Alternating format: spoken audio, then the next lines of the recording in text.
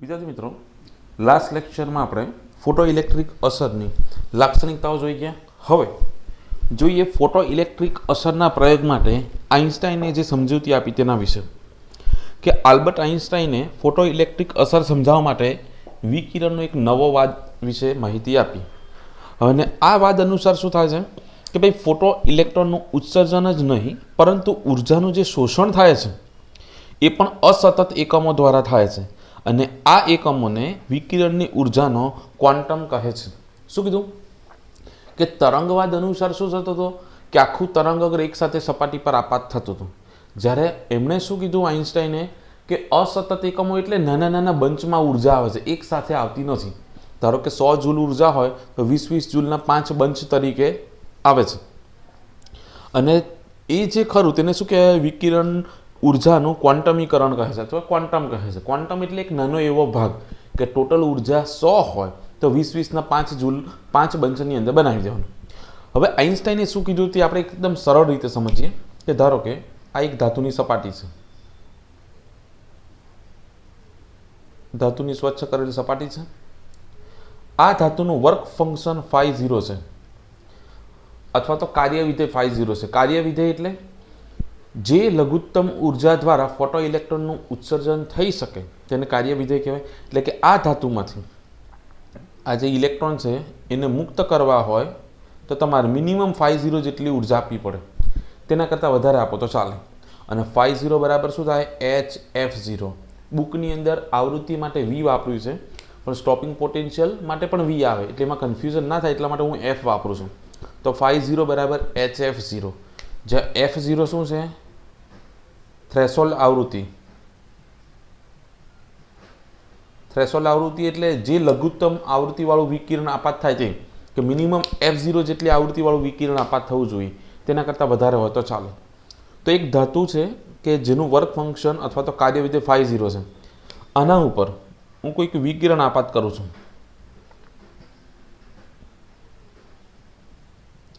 આ જે વિકિરણ આપાત થાય છે તો આઇન્સ્ટાઈને શું કીધું કે એક સાથે ઉર્જા નથી આવતી, બંચમાં આવે છે। ધારો કે 3 બંચ આવે છે, 1, 2 અને 3, અને એ દરેક બંચની ઉર્જા E બરાબર hf જેટલી હોય। E બરાબર hf, આની hf, આની પણ hf અને આની પણ hf। અને આ જે દરેક બંચ આવે, બંચ એટલે એમાં ઉર્જાનો થોડોક ભાગ, તે દરેક બંચને ફોટોન કહેવાય। શું કહેવાય? ફોટોન।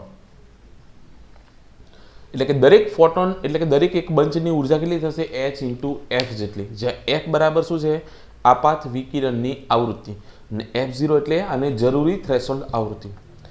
આ ફોટોન આપાત થાય એટલે શું થશે કે ધારો કે આ એક ફોટોનની ઉર્જા છે તે આ ઇલેક્ટ્રોને મેળવી, આ એક જ ઇલેક્ટ્રોને, તો આ જે ઇલેક્ટ્રોને ઉર્જા મેળવી તે ઉર્જા જો આ φ0 કરતાં વધારે હશે અથવા તો ધારો કે φ0 જેટલી જ હોય તો શું થાય કે આ અને આ ઉર્જા બંને સરખી હોય તો આ ઉર્જા જ્યારે φ0 જેટલી ત્યારે ઇલેક્ટ્રોન બંધ તોડશે, પણ બંધ તોડી અને સપાટી પર ખાલી આવી જશે, એ ગતિ કરી શકશે નહીં કેમ કે એની પાસે વધારાની કોઈ ઉર્જા નથી। પરંતુ જો આ ઉર્જા એ φ0 કરતાં વધારે હોય તો બાકીની ઉર્જા સાથે ઇલેક્ટ્રોનનું ઉત્સર્જન થશે અને આ ઇલેક્ટ્રોન બહાર નીકળશે, અને બહાર નીકળે ત્યારે એની પાસે ગતિ કરે છે, માટે ગતિ ઉર્જા કેટલી હશે કે મેક્સિમમ, મહત્તમ ગતિ ઉર્જા સાથે બહાર નીકળશે। ગતિ ઉર્જાનું સૂત્ર k બરાબર 1/2 mv² તો ઇઝ આને શું લખી શકો 1/2 mv મેક્સિમમ નો સ્ક્વેર। હવે કેવી રીતે સમજવું બીજા ઉદાહરણથી સમજાવું કે ધારો કે આ ધાતુની સપાટી છે, તેની અંદર જે ઇલેક્ટ્રોન છે તેનું વર્ક ફંક્શન 20 જૂલ જેટલું છે, બરાબર કે 20 જૂલ જેટલી જો આને ઉર્જા મળે તો ઇલેક્ટ્રોન એમાંથી છટકીને બહાર નીકળી શકે। ધારો કે આ વિકિરણ આવે છે તે 20 જૂલ જેટલી જ ઉર્જા લઈને આવે છે, E બરાબર ત્યાં φ છે φ0, વિકિરણની ઉર્જા કેટલી છે 20 જૂલ, તો એ એક ફોટોનની ઉર્જા 20 જૂલ છે, તે આવી એના ઇલેક્ટ્રોન પર આપાત થશે એટલે ઇલેક્ટ્રોન ઉર્જા મેળવે અને બંધ તોડે અને આ ઇલેક્ટ્રોન ખાલી સપાટી પર સ્થિર થશે। કેમ? કેમ કે એની પાસે કોઈ ઉર્જા બચતી જ નથી, જે 20 જૂલ ઉર્જા ફોટોને એને આપી તે ઉર્જા તો એને બંધ તોડવામાં વાપરી, તેની ઉર્જા કેવી થઈ ગઈ પૂરી થઈ ગઈ, માટે એ હવે ગતિ કરી શકતો નથી। પરંતુ જો અહીંયા હું 50 જૂલ ઉર્જા લઈને આવતું ફોટોન આના પર આપાત થાય તો ઇલેક્ટ્રોન 20 જૂલ જેટલી ઉર્જા શામાં વાપરશે એનો બંધ તોડવામાં, તો પણ એની પાસે 30 જૂલ જેટલી ઉર્જા બચશે। તો હવે જે ઇલેક્ટ્રોન જશે તેની પાસે એની ગતિ ઉર્જા કેટલી હશે, મહત્તમ ગતિ ઉર્જા 30 જૂલ જેટલી હશે। આટલી ઉર્જાથી એ ગતિ કરશે। આના પરથી શું થાય કે આ ઉર્જા હતી 50 જૂલ, તે ઇલેક્ટ્રોનને મળી, તેમાંથી 20 જૂલ એને જે મળી ઉર્જા તેમાંથી 20 જૂલ શામાં વાપરી? બંધ તોડવામાં, અને બાકીની 30 જૂલ કયા સ્વરૂપે ગઈ? ગતિ ઉર્જા સ્વરૂપે। તો ઉર્જા સંરક્ષણના નિયમ પ્રમાણે એને આપેલી ઉર્જા બરાબર એને વાપરેલી ઉર્જા, તેને કેટલી ઉર્જા મળે છે? 50, તેમાંથી 20 બંધ તોડવા માટે વાપરીને બાકીની 30 ઉર્જા લઈ અને તે ગતિ કરે છે। તો બંને બાજુ 50-50 થઈ ગઈ। તો આ કઈ ઉર્જા હતી? વિકિરણની ઉર્જા E। આ 20 એટલે શું હતું? કાર્ય વિધેય, અને આ 30 શું હતી? એની ગતિ ઉર્જા K મેક્સિમમ હતી। તો આના પરથી K મેક્સિમમને કરતા બનાવતો 50 પેલી બાજુ જાય તો માઇનસ થઈ જાય, માટે K maximum is equal to E minus 50। E એટલે શું થશે? ફોટોનની ઉર્જા। તો E ની જગ્યાએ તમે H ઇન્ટુ F લખી શકો અને 50 ની જગ્યાએ H ઇન્ટુ F0 લખી શકો। તો આ K મેક્સિમમનું સૂત્ર મળી ગયું, અને જેને આઇન્સ્ટાઈનનું સૂત્ર કહે છે K મેક્સિમમ બરાબર આ સૂત્ર છે ખરેખર તો K મેક્સિમમ બરાબર E માઇનસ 50। E ની જગ્યાએ HF, 50 ની જગ્યાએ HF0 મૂકો તો તમને આ સૂત્ર મળે। તો આને કહેવાય આઇન્સ્ટાઈનનું સૂત્ર।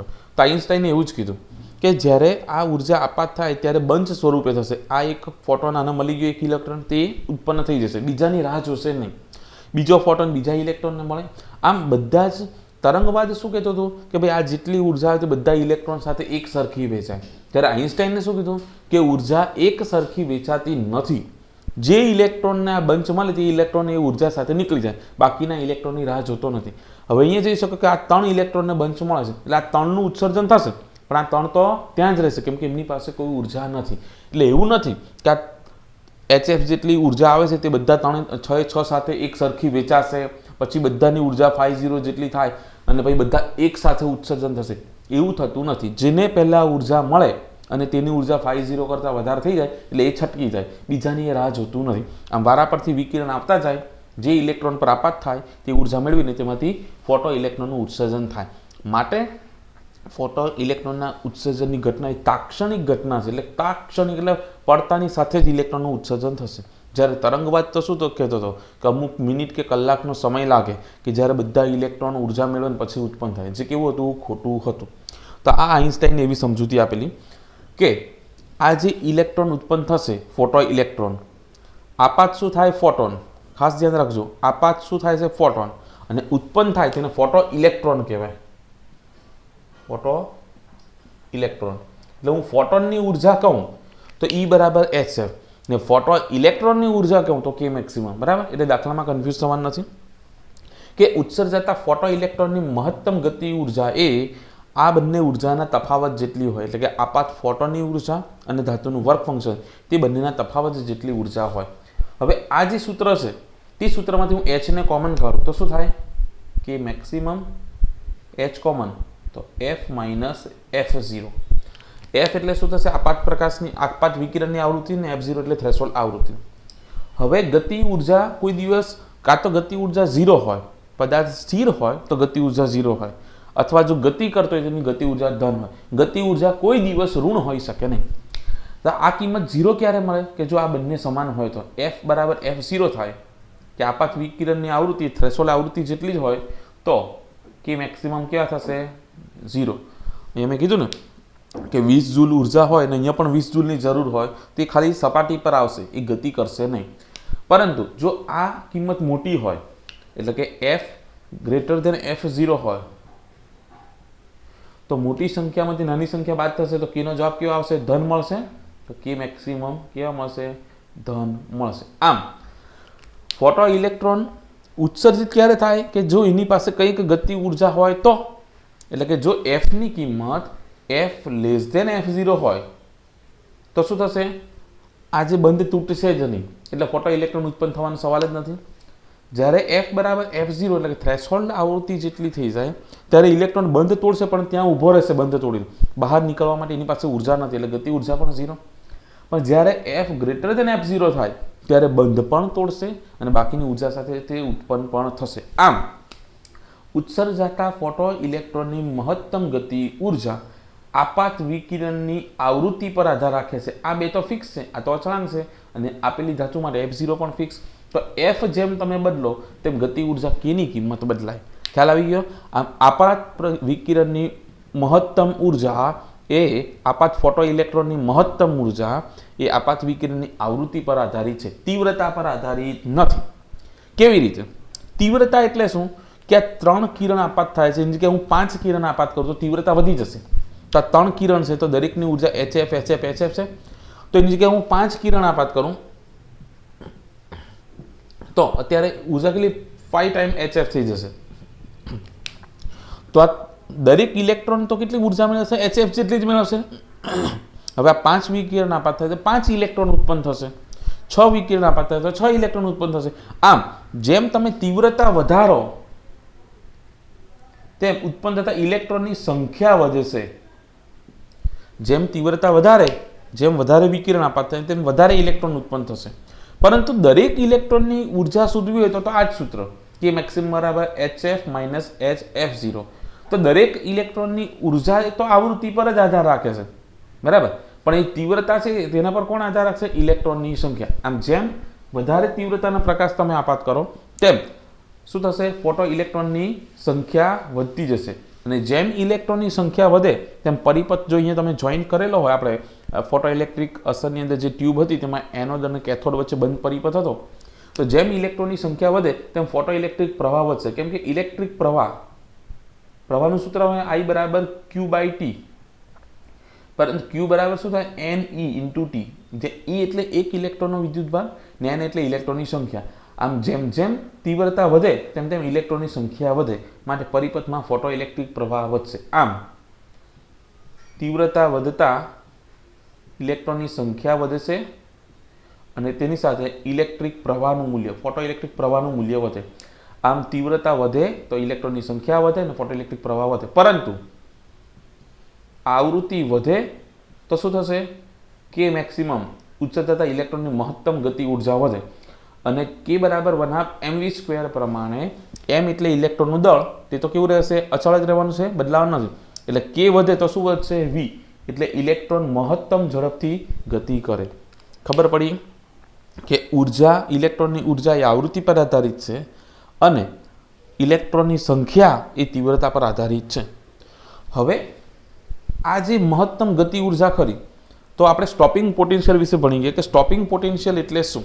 સ્ટોપિંગ પોટેન્શિયલ એટલે ઉત્સર્જ જતા ઇલેક્ટ્રોનને સ્ટોપ કરવા માટે જે વિદ્યુત સ્થિતિમાનનો તફાવત એનોડ અને કેથોડ વચ્ચે આપવો પડે તેને સ્ટોપિંગ પોટેન્શિયલ કહેવાય. ધારો કે એક ઇલેક્ટ્રોન 50 જૂલ જેટલી ઉર્જાથી આ બાજુ ગતિ કરે છે, તો તેમની સામે વિરુદ્ધ દિશામાં હું બીજી 50 જૂલ આપું તો ઇલેક્ટ્રોન સ્થિર થઈ જશે. આમ ઇલેક્ટ્રોન જેટલા ગતિ ઉર્જાથી ગતિ કરે, ઉત્પન્ન થાય, તેટલી જ વિરુદ્ધ દિશામાં ગતિ ઉર્જા અથવા તો તમારે સ્થિતિ ઉર્જા એને આપવી પડે. તો શું થશે? પરિણામે એની ઉર્જા કેવી થશે? 0, અને ઇલેક્ટ્રોન સ્ટોપ થશે. તો એના માટે શું આપવી પડે? એનોડ અને કેથોડ વચ્ચે તમારે વિદ્યુત સ્થિતિમાં એવું કરવું પડે કે કેથોડ C છે, એનોડ A છે, તો એનોડને તમારે ઋણ સ્થિતિમાં રાખવું પડે, ના ધન. એટલે જેવા ઇલેક્ટ્રોન ઉત્પન્ન થશે તો ઇલેક્ટ્રોન વચ્ચે અપાકર્ષણ એટલું બધું થશે કે એ અપાકર્ષણની જે ઉર્જા હશે તે અપાકર્ષણને કારણે વિરુદ્ધ દિશામાં એટલું એના પર બળ લાગશે કે જેથી આ ગતિ ઉર્જાનો સામનો કરે. તો આ બે વચ્ચે જે સ્થિતિ ઉર્જા ઉત્પન્ન થાય તે શું કરે? આ ગતિ ઉર્જાનો સામનો કરે. અને સ્થિતિ ઉર્જાનું સૂત્ર U બરાબર Q ઇન્ટુ V આવતું આપણે, તો U બરાબર Q એટલે ઇલેક્ટ્રોનનો વિદ્યુતભાર અને V એટલે સ્ટોપિંગ પોટેન્શિયલ. C અને A એનોડ અને કેથોડ વચ્ચેનો વિદ્યુત સ્થિતિમાનનો તફાવત. તો જ્યારે એ બંને સરખા થઈ જાય ત્યારે શું થશે? ઇલેક્ટ્રોનનું ઉત્સર્જન થતું નથી. તો આના પરથી તમે કહી શકો કે ઇલેક્ટ્રોનની મહત્તમ ગતિ ઉર્જા પરથી તમે સ્ટોપિંગ પોટેન્શિયલનું મૂલ્ય નક્કી કરી શકો. તો K મેક્સિમમની જગ્યાએ તમે EV0 લખી શકો. તો આ જે સૂત્ર હતું આપણું અહીંયા, તેમાં K મેક્સિમમ જગ્યાએ EV0 લખો તો EV0 બરાબર HF માઇનસ HF0. V0 શું છે? Stopping potential. હવે અહીંયા E સામેની બાજુ છેદમાં જાય તો V0 is equal to HF ના છેદમાં E માઇનસ, અને આને તમે φ0 પણ કહી શકો. અહીંયા φ0 લેવું, φ0 ના છેદમાં E. હવે સીધી રેખાનું સમીકરણ y બરાબર mx પ્લસ c, એટલે કે y અક્ષ પર જે રાશિ લીધી હોય તે કયું? Stopping potential. x અક્ષ પર જે રાશિ લીધી હોય તે આવૃત્તિ, અને c એટલે છેદ બિંદુ. આપેલો આલેખ સીધી રેખા y અક્ષને જ્યાં છેદે તે છેદ. તો આ સમીકરણમાં આ સીધી રેખાનું સમીકરણ છે y બરાબર mx પ્લસ c માં જે m કરો x નો સહગુણક તેને શું કહેવાય? આપેલા આલેખનો ઢાળ કહેવાય. એટલે કે y વર્સિસ x નો આલેખ ડ્રો કરો તો તેનો ઢાળ m અને yx ને જે છેદે તે છેદ બિંદુ કયું આવે? c. એટલે આ રીતે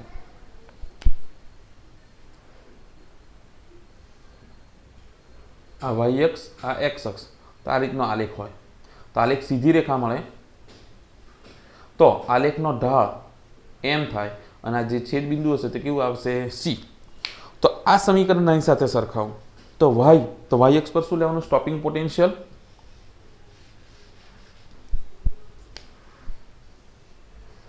સ્ટોપિંગ પોટેન્શિયલ v0 છે. પછી x અક્ષ પર શું લેવાનું? આવૃત્તિ f. તો જો v0 વર્સિસ f નો આલેખ ડ્રો કરો સ્ટોપિંગ પોટેન્શિયલ વિરુદ્ધ f નો આલેખ તે આલેખ સીધી રેખા મળે છે અને એ આલેખનો ઢાળ એ શું થાય? yx ની આગળ તો f x અક્ષ પર શું છે? f તો તેની આગળ શું છે? h/e. તો આપેલા આલેખનો ઢાળ એ શું થશે? h/e જેટલો અને આ છેદ બિંદુ અહીંયા જે છેદે તે છેદ બિંદુ કેટલું થશે? 50/e. આમ સ્ટોપિંગ પોટેન્શિયલ વિરુદ્ધ આવૃત્તિનો આલેખ ડ્રો કરો તો આલેખ સીધી રેખા મળશે. કોઈ પણ આલેખ સીધી રેખા ક્યારે મળે? કે જો બંને એકબીજાને સમપ્રમાણમાં હોય તો. આમ જેમ જેમ આવૃત્તિ વધતું જાય તેમ તેમ સ્ટોપિંગ પોટેન્શિયલ પણ વધતું જશે. કેવી રીતના? જેમ જેમ આવૃત્તિ f વધે તેમ તેમ ગતિ ઉર્જા કે વધે? ગતિ ઉર્જા ઇલેક્ટ્રોનની વધે એટલે એ ઇલેક્ટ્રોનને ઊભો રાખવા માટે આપણે વધારે બહારથી કાર્ય કરવું પડે, બાહ્ય બળ વધારે લગાવવું પડે, માટે સ્ટોપિંગ પોટેન્શિયલ તમારે વધારે ને વધારે ઋણ તરફ કરવું પડે. આમ એક આના માટે MCQ માટે યાદ રાખવાનો કે સ્ટોપિંગ પોટેન્શિયલ વિરુદ્ધ આવૃત્તિનો આલેખ કેવો મળે છે? સુરેખા. તે આલેખનો ઢાળ ખાસ યાદ રાખવાનો e ઢાળ બરાબર h ના છેદમાં e. કેવી રીતના? આ સૂત્ર પરથી આ સૂત્રમાં v0 કરતા હોય ને e સામેની બાજુ છેદમાં તો y અક્ષ પર v0 x અક્ષ પર f તો x અક્ષની x યામની આગળ જે હોય તેને શું કહેવાય? ઢાળ અને આ એનું છેદ બિંદુ. MCQ માટે મોસ્ટ IMP. તો આઈન્સ્ટાઈને આવી સમજૂતી આપેલી. પછી આઈન્સ્ટાઈને એવું પણ કીધું હતું પેલું તીવ્રતાવાળું કે જેમ જેમ તીવ્રતા વધે તેમ ફોટો ઇલેક્ટ્રોનની સંખ્યા વધે અને તેના લીધે પરિપથમાં વહેતો ફોટો ઇલેક્ટ્રિક પ્રવાહ વધશે. પણ તીવ્રતાને અને ઉત્સર્જાતા ફોટો ઇલેક્ટ્રોનની મહત્તમ ઉર્જા તેને કોઈ સંબંધ નથી. તીવ્રતા વધવાથી ઇલેક્ટ્રોનની સંખ્યા વધે પણ ફોટો ઇલેક્ટ્રોનની જે ઉર્જા ખરી તે આપાત થતા ફોટોનની ઉર્જા એટલે કે ફોટોનની આવૃત્તિ પર આધાર રાખે છે. આવું આઈન્સ્ટાઈને આના ફોટો ઇલેક્ટ્રિક અસર વિશે આવી સમજૂતી આપી હતી.